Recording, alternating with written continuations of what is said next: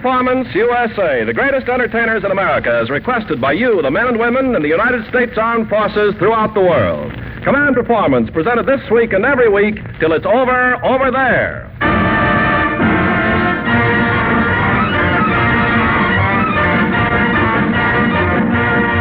Okay there, gang, this is Ken Carpenter oiling the old swinging doors on your bar of music. And as usual, we're about to uncork a barrel of fun, music, and high-class trivia in answer to your request to Command Performance, Armed Forces Radio, Los Angeles, USA. Much V-mail has slid under the mailman's tunic since our first guests appeared here in the old hall, and so we're extra happy to have them with us tonight. I refer to the happy couple who reside in the Burns house. Who else? George Burns and Gracie Allen.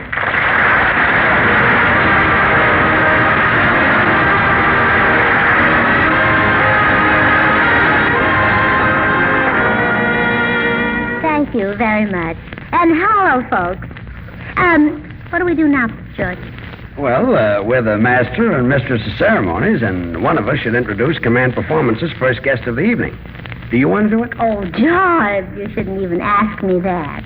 The head of the house should have the honor of introducing the first guest. Okay. Ladies and gentlemen...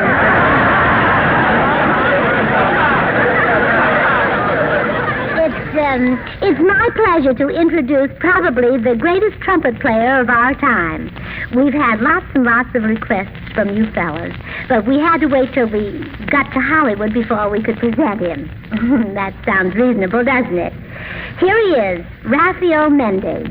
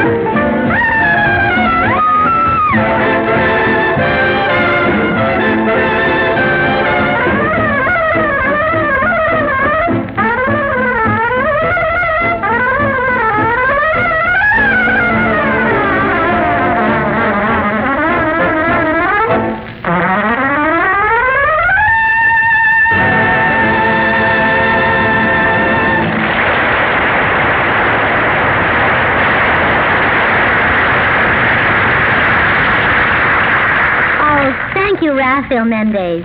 Men, you have just heard Mr. Mendez play the B on the trumpet, which is impossible. And now, fellas... Gracie, did you see who's standing over there in the wings? Mm-hmm. Sir Aubrey Smith, the grand old English actor. Oh, yes. Oh, I just adore him on the screen. My, he's so tall and erect. He carries his age beautifully, doesn't he?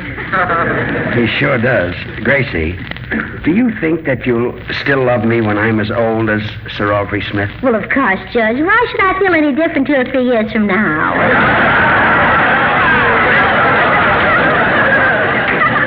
Thanks, kid. I wonder what sort of a person Sir Aubrey is off the screen. Do you think he's just as charming as he is on? Sure he is. I've met him before, you know. Matter of fact, he's invited me up to his bachelor apartment several times. Bachelor apartment? Oh, the poor dear man. When I see a bachelor, my heart just fills with pity. And I ask myself, why should he get away with it?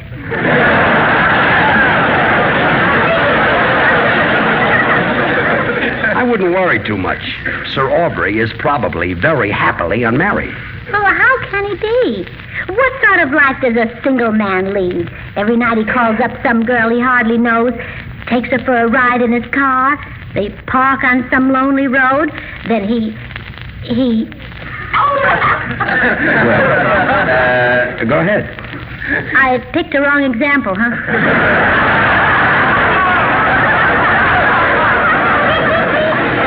I'll say... Well, dear, look how happy we've been. When you were single, you weren't even a success.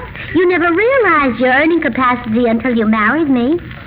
Yeah. And when you come home at night, all tired out after a hard day's work, do you have to worry about getting a good hot meal? No. I should say not. You can go right into the kitchen and cook it yourself. Yeah, it's great to be married. And every morning when you take your bath, isn't it nice to have someone around to stick a foot in first to see if it's too hot? Definitely. And that isn't all. I'm always right there to scrub your back for you. Of course, I admit I get a little fun out of it, too.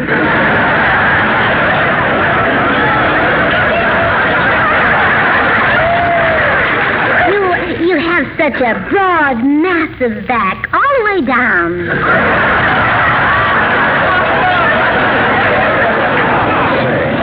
Oh, that poor Sir Aubrey, living all alone like that in his little room, with nothing there to keep him company except a pin-up picture of Dame May Whitty. Say, Dame May Whitty. Huh? Dame May Whitty. She'd make a perfect wife for him. Are you kidding? You want Sir Aubrey Smith and Dame May Whitty to get married now? Well, of course, George. They were made for each other. Yeah, but so long ago.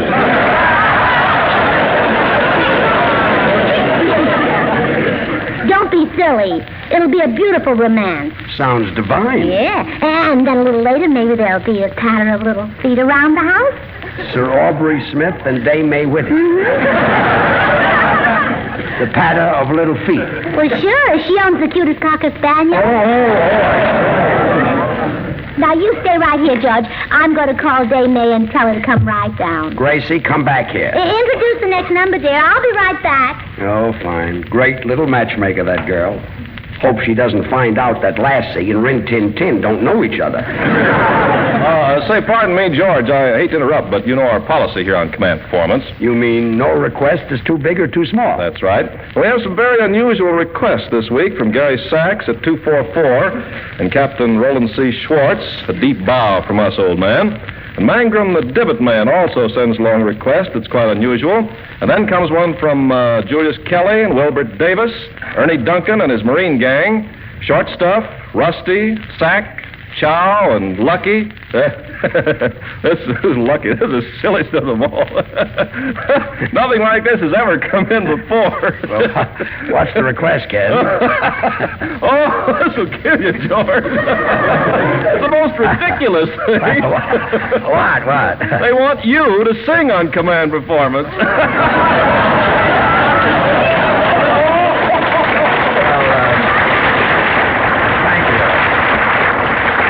What's so funny about that? One April showers will come your way. I'll be very happy to sing. Oh, no, now, George, let's not louse up a good show. No, just a second. Command Performance answers every request that comes in. Yes, If but... they want me to sing, I demand to sing. Now, George. Ken, you can't silence a canary. You can't stifle a nightingale. When April showers Canary, nightingale, I guess you can't do much about a vulture either. Vulture, I have a glorious voice. Well, all right, George. If you want to sing so badly, I guess we'll have to let you. But on one condition. What? That you let Joe Lilly and his choir accompany you. Are you kidding? Of course I will. It'll be beautiful. Okay. Well, gentlemen of the AEF, you asked for it, and you're going to get it. Here's George Burns, accompanied by Joe Lilly and his world-famous choir, and April Showers. One April shower. Blow April showers, they come your way, they bring the flowers that bloom in May. And when it's raining. Oh, if it's raining, have no regrets, because it isn't raining rain, you know it's raining violets. And when you see clouds. And when you see clouds upon the hills, you soon will see clouds of daffodils. So keep on looking for a bluebird and listening for his song whenever April showers come along.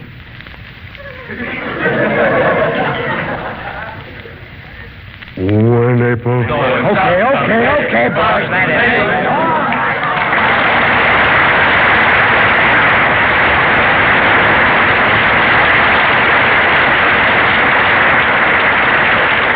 Thanks a lot to you, Joe Lillian Choir, and thank you to Carmen Lombardo. I don't know. Crosby gets a lot better treatment around here. Well, it's all set, George. Dame May Whitty will be here in a few minutes. Now to prepare Sir Aubrey. Gracie, you can't go around trying to marry people off to each other. It won't work. Why not? Marriage has to have a solid foundation, strong basic emotion in back of it. Take us, for instance. Why did I marry you? Oh, because we were in vaudeville together and one room was cheaper. I mean outside of that. Well, George, there's no use arguing. I'm going to arrange this match between Sir Aubrey and Dame May Whitty right now. But, Gracie, you... Oh, Sir Aubrey Smith, could I see you a minute?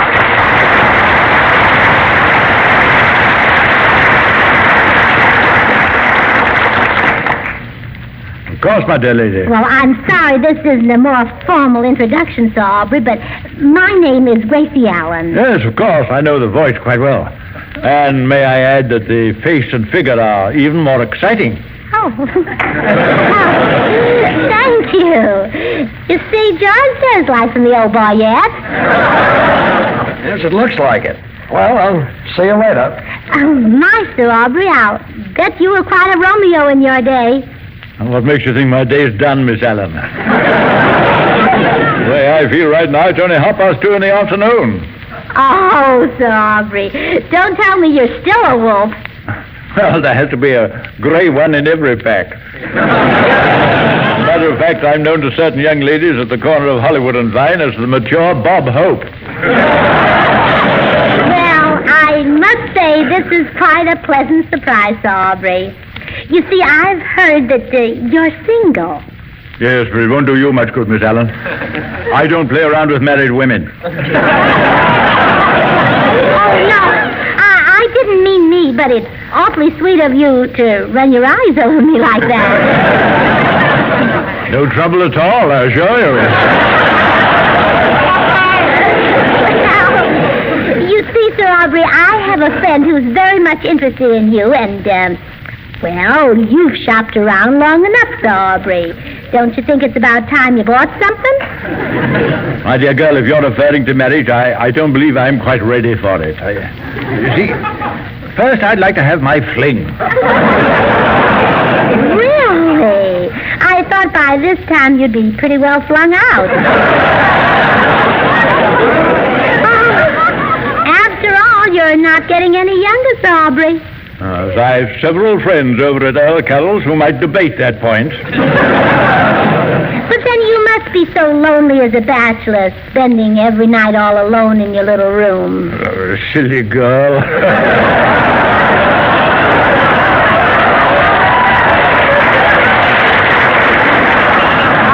I see. Then you're not interested in meeting this friend of mine at all, Sir Aubrey. Oh, hold on, I didn't say that.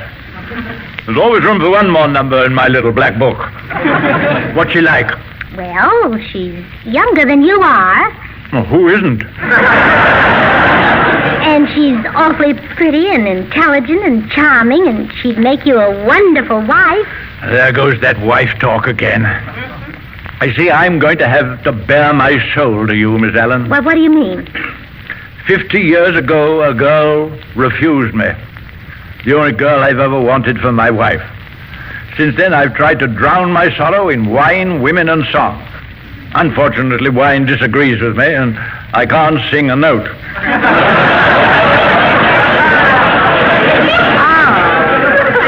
Well, I didn't know about your tragedy, Sir Aubrey. Oh, there you have it. She's the only girl I'd ever marry. Every night I wonder what's become of little May Whitty. May Whitty? Yes, my dream girl. Well, there's no getting around it. I'm a genius. I beg your pardon? Sir Aubrey, I have a surprise for you. Eh, what do you mean? Well, I know where May Whitty is, and she's become quite a dame. Well, where is she? Well, now, you'd better prepare yourself for a shock. Can you take it? Take it? Of course I can take it. Dame May Whitty is the girl I've been talking about. She'll be here in 5 minutes. Aubrey! Sir Aubrey! George! What's the... Holy smoke, what happened to Sir Aubrey? Well, I told him Dame May Whitty should be here in 5 minutes, and he fainted. Well, it's a good thing you didn't say Lana Turner. You'd be up on a manslaughter charge. Anyway, fellas, while we're giving Sir Aubrey a little first aid, I want to introduce one of your favorite girlfriends, Connie Haines.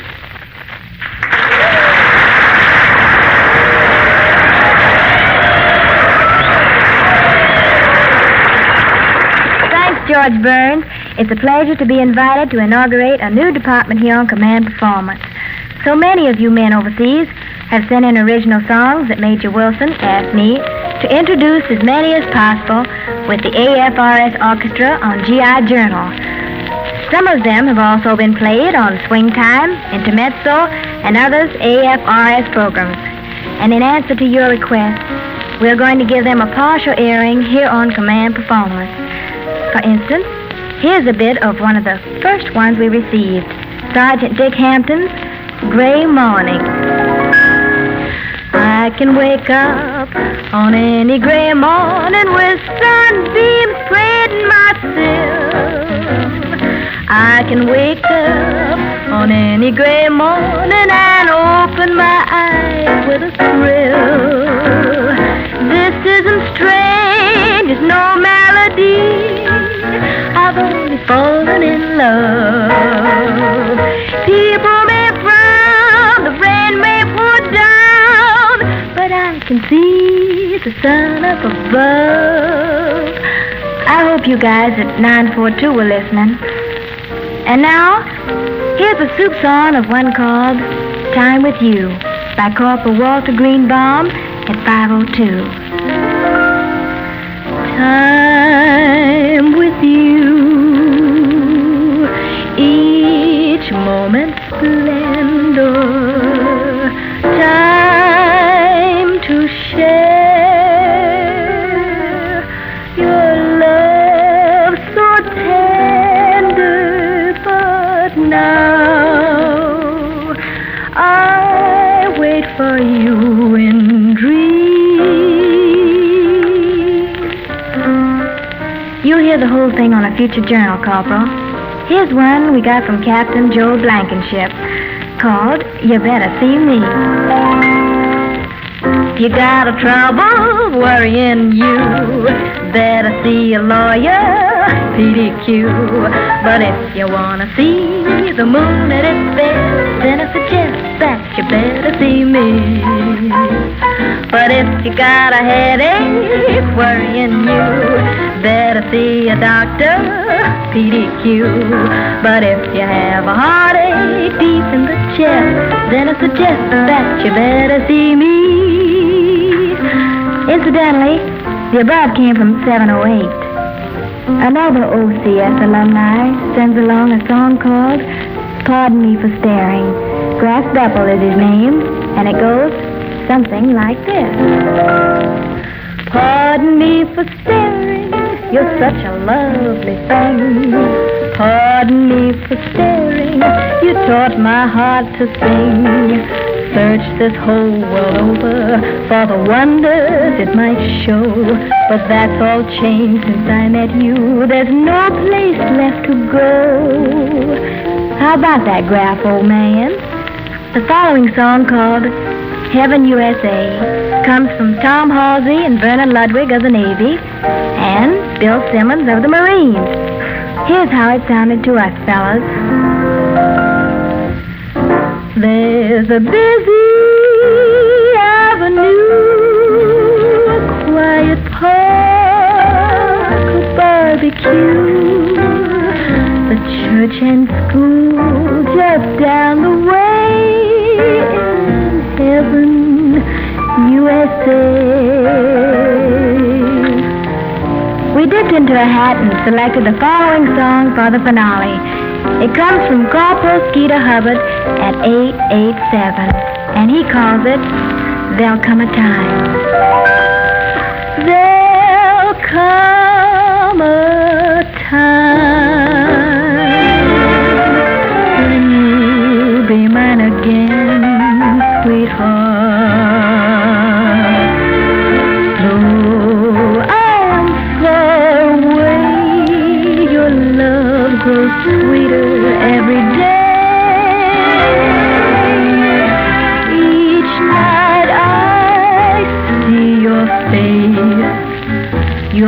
lovely eyes that shine. I'm only dreaming, but I know there'll come a time. Keep smiling through. The skies are blue again, sweetheart. And every gray today, a gay tomorrow will appear. So let's keep looking for that rainbow. And I know it can't go wrong. There'll come a time,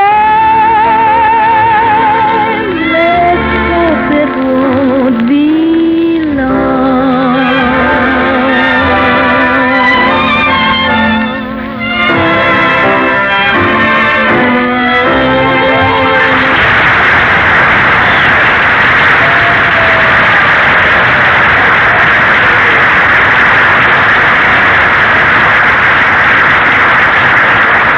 Thanks a lot, Connie Haines. And if any of you fellows have a song you think worthy of being orchestrated, send it along to Command Performance, and we'll do our best to see that it gets on the air. And now, let's see if Gracie has succeeded in reviving Sir Aubrey Smith. Are you feeling all right now, Sir Aubrey? I think so. It was a bit of a shock to realize that I'm going to see my May Whitty again. Do you think she'll have me this time? Oh, you're going to propose tonight? Of course I am. I'd even go down on my knees if I thought I could get up again. Well, now, Sir Aubrey, that's where you've got the wrong approach. Why propose in such an old-fashioned way? Old-fashioned? Well, yes. Dame May Whitty is a sweet little lady in lavender and old lace. Opposites attract, you know. When you propose to someone as dignified as she, you've got to be a little forward. A little forward? Well, yes. Walk up to her and say, Dame May, it's so nice to see you again. Do you, Neck? I couldn't do that. I'm not the type who can ask a girl to neck. I just go right ahead. Well, no, I'd ask her. In fact, it's probably been so long since she's been in combat that you may have to... Mr. Allen, obviously you don't know Dame May very well. If I even suggested necking to her, she'd unquestionably hit me over the head with her parasol. Well, maybe you know best. She is a rather old-fashioned... Oh, my goodness. Look, she just came in. Here I am, Dame May. Oh, how do you do, Miss Allen?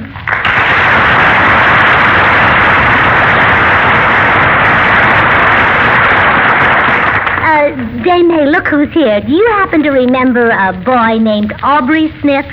Why, it is Aubrey. Well, I guess I'd better leave you two to yourselves. I know you have a lot to talk about. I'll be back later. May, it's good to see you again. It's good to see you, Aubrey. Let's neck.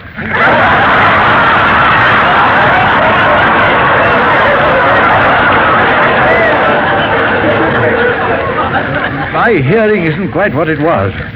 Did you just say, let's neck? Sure. I do it all the time. Great sport. You mean you actually neck? Are you kidding? I'm known in my set as Rumble Seat Whitty.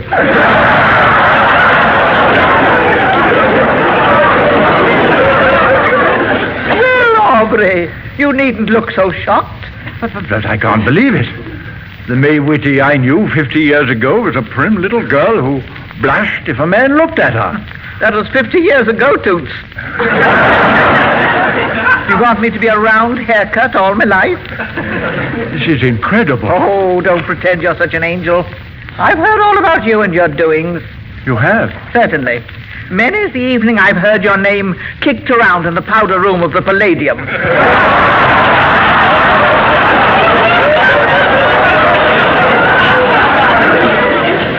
You go to the Palladium? Every Saturday night. That's the night the Marines get in from San Diego. The Marines? Yeah, man. Not that I don't love the soldiers and sailors, mind you, but those Marines, brother, gun ho! By George, what a few years in America can do for one. Yes, it's a little bit different from our early days in England. Do you remember the night you proposed to me, Aubrey? I never forget it, my dear. You said you needed a little time to think it over. You do remember, don't you? Of course. Have you thought it over, May? For 50 years. I'm ready. Well, you never were one for snap judgment. but I'm not quite sure it would work out, May. No? Why not?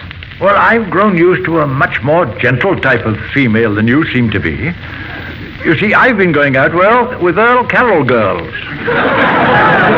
Oh, basic training, eh?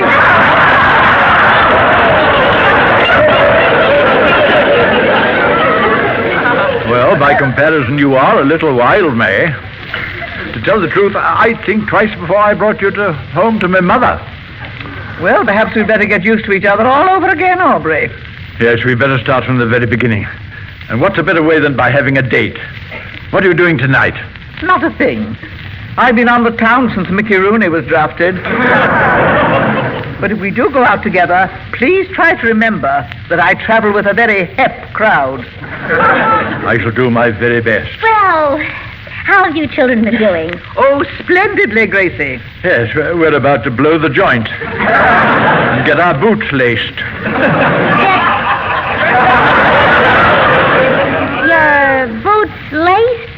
Yes, we are going over to the Palladium and cut a few. And she ain't just beating her chops either.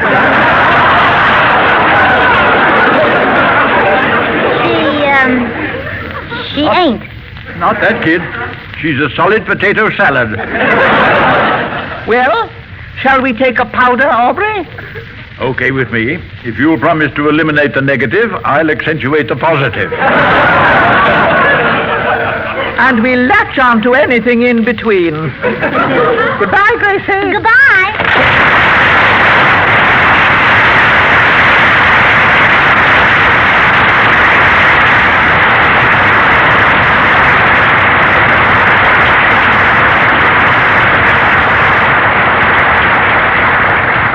My goodness, don't English people talk funny?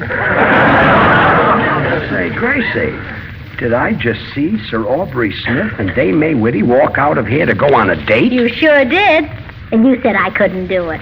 Well, I'll be darned. For once, I have to hand it to you. Oh, well, I've done just as well before with other people. You have? Even better. There was a man once they said no woman would ever marry, but I got him a wife. Really? Sure, and you've been very happy, haven't you? Oh, come on home. So long.